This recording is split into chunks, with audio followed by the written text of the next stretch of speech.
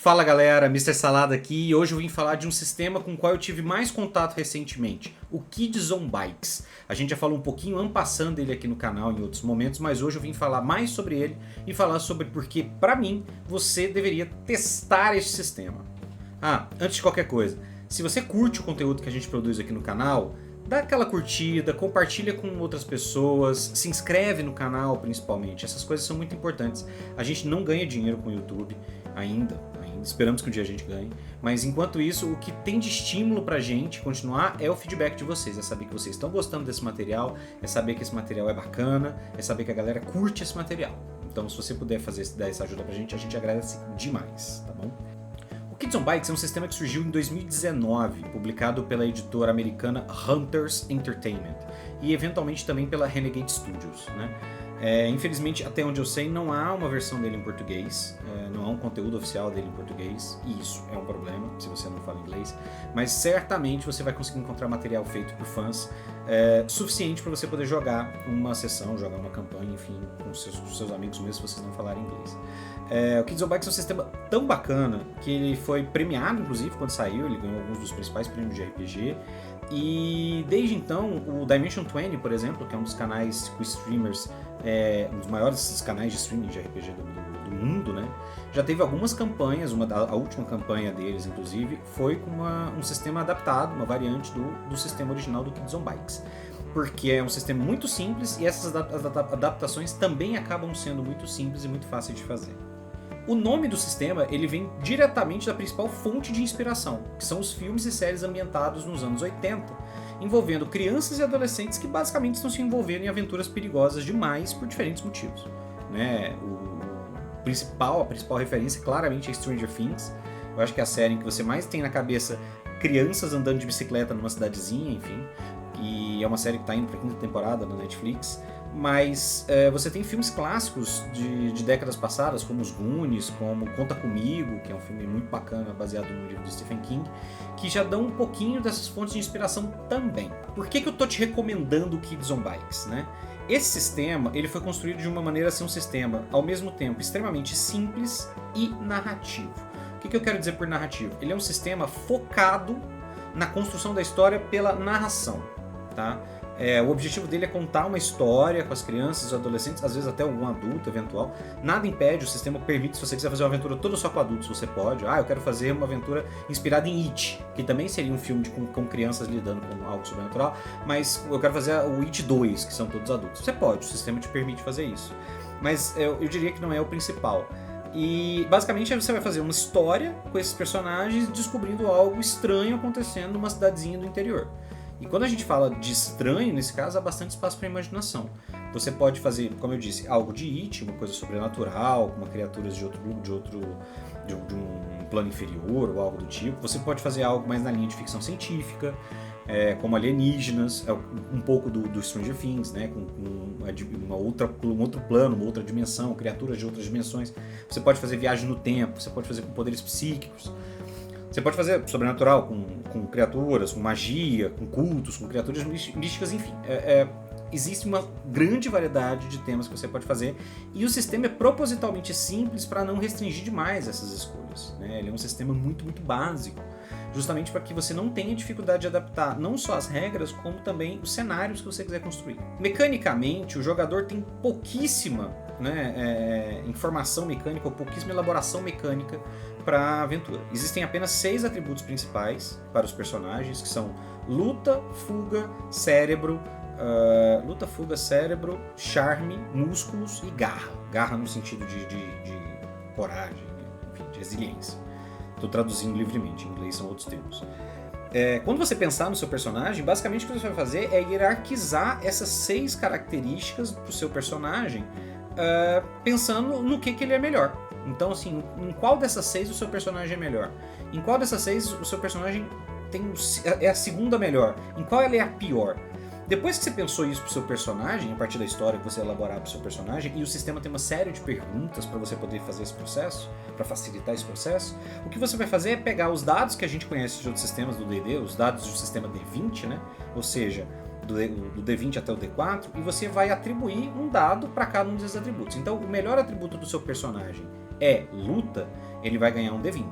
O segundo melhor atributo dele é músculo, é força física, resistência física, ele vai ganhar o D12. Aí você vai fazendo o D20, o D12, o D10, o D8, o D6 e o D4. Você vai simplesmente alocar um dado desse para cada atributo. E é isso. Né? Depois disso você vai escolher algumas forças do seu personagem, ou seja, algumas características que diferenciam ele um pouquinho, sobre como ele lida com adversidades, se ele é mais intuitivo, se ele é heróico, se ele é corajoso, enfim. Isso vai ter alguns efeitos, né, na mecânica. E você vai escolher uma coisa que pode ser muito importante, que é o medo dele. Ou seja, de que esse personagem tem tanto medo que, caso ele tenha que lidar com esse medo, pode colocar ele numa situação difícil, ele pode congelar ou ele pode não lidar bem. É isso. Basicamente o que você vai fazer é isso. Tem algumas coisinhas a mais, eu não vou avançar demais porque senão ficaria muito longo. Já tá ficando muito longo. A partir daí, todo o teste vai consistir basicamente em, no momento em que existir um risco para o seu personagem ao lidar com uma situação, o mestre vai te falar como é que você vai lidar com essa situação. E aí você vai escolher um desses atributos para lidar. Então você pode, numa briga, você pode tentar fugir, ou seja, você pode tentar esquivar, você pode tentar simplesmente aguentar a porrada numa boa, você pode tentar intimidar a pessoa, você pode tentar enganar a pessoa. Tem todas essas possibilidades, você vai dizer pro seu mestre, como jogador, eu quero fazer isso. E aí ele vai falar, ok, então o teste que você está fazendo é esse atributo, e a dificuldade é tanto. Pode ser que se você for tentar desviar, a dificuldade seja menor do que a de tentar convencer a pessoa que está com muita raiva de você de não te bater. Certo? Então ele vai atribuir um valor de dificuldade diretamente. Você vai rolar o dado, se você tiver algum bônus por causa de alguma força, algum atributo, você vai adicionar, mas normalmente não. E aí é isso, se você saiu com um resultado no dado melhor do que o teste, você passou. Se você falhar, se você tirar menos, você falhou. Aqui entra um ponto muito importante, que sendo um sistema narrativo, o Kids on Bikes vai exigir um pouco mais da participação dos jogadores. Então, como eu falei, se você está acostumado a sistemas mais lineares, como eu estou acostumado com D&D, por exemplo, você pode ser um pouco estranho para você no começo ter tanta liberdade narrativa, tá? O sistema prevê, nesse caso como eu falei, se você faz um teste e é bem sucedido, se você é muito bem sucedido, ou se você é bem sucedido, se você passa no teste, o mestre vai te falar, ok, como é que você faz isso? Então, você só desviou, você só abaixou, se você foi muito bem sucedido, você às vezes recebeu uma ajuda externa, alguém te ajudou, enfim.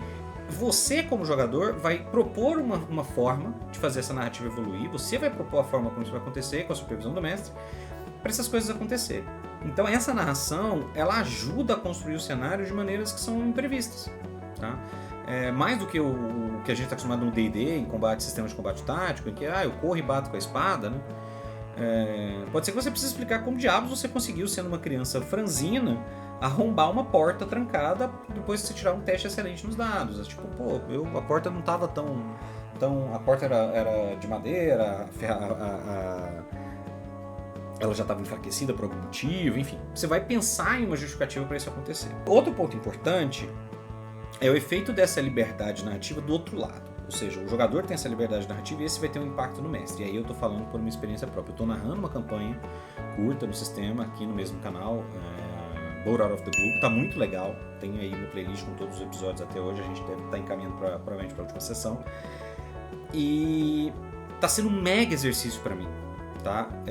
Porque existem limites pro planejamento que você pode fazer como narrador, já que muito da história é inventado na hora pelos jogadores. Então você não tem como prever demais, você faz umas diretrizes, você faz uma coisa mais aberta e você basicamente vai na onda de acordo com o que os jogadores propõem. Então ele vai exigir muito mais, o Kids on Bikes vai exigir muito mais da sua capacidade de improvisar do que um D&D, por exemplo. E aí eu estou falando como pessoa que não gosta de improvisar, não lida bem com improviso muitas vezes. Isso não é impossível e é um exercício muito legal. Tá? Eu acho que é um sistema que permite você exercitar isso, inclusive para, se você quiser usar isso em outros sistemas que não sejam tão narrativos mais à frente, se você não quiser planejar tanto, quiser correr aventuras mais soltas, pode ser um bom exercício para você. Então, assim, a minha sugestão é: jogue. Eu li o sistema, eu fiquei com medo de ser muito difícil para mim, mas foi começar a campanha e a coisa fluir. Tá? É claro que eu construí, eu tenho esse problema, eu construí um cenário bastante detalhado e que ainda foi muito enriquecido pelos jogadores, eu consegui incorporar as ideias que eles foram trazendo. Essa é uma etapa do sistema, quando você vai começar uma aventura, os jogadores trazem informações novas para o cenário que você propôs, e aí eu fui incorporando isso, fui juntando isso na história. A maior parte das coisas não estava no meu planejamento, mas isso facilitou demais para mim. A maior parte das coisas que eu fiz, mesmo que elas não tenham aparecido, isso ajudou demais para mim na hora de improvisar, para eu tentar imaginar num supetão, como é que as coisas acontecem quando ela rola o teste? Como é que a pessoa vai reagir? Como é que essa pessoa vai reagir? O que pode acontecer nesse caso? O que ele pode achar, né? Então, perca o medo, monte na sua bicicletinha e vá enfrentar o Demogorgon em alguma cidadezinha pacata do interior dos Estados Unidos. Tá? Se você já jogou Kids on Bikes, se você quer jogar ou tem algum comentário sobre isso, escreve aqui embaixo. Eu sempre leio todos os comentários que vocês fazem. Às vezes vocês perguntam, eu respondo coisas. Se você tem alguma sugestão de outro tema que você quer ver aqui no canal, também escreve aí embaixo, que a gente está sempre de olho e a gente vai estar sempre usando essas informações. Tá? Então eu fico por aqui e vejo vocês nos próximos vídeos. Um abraço.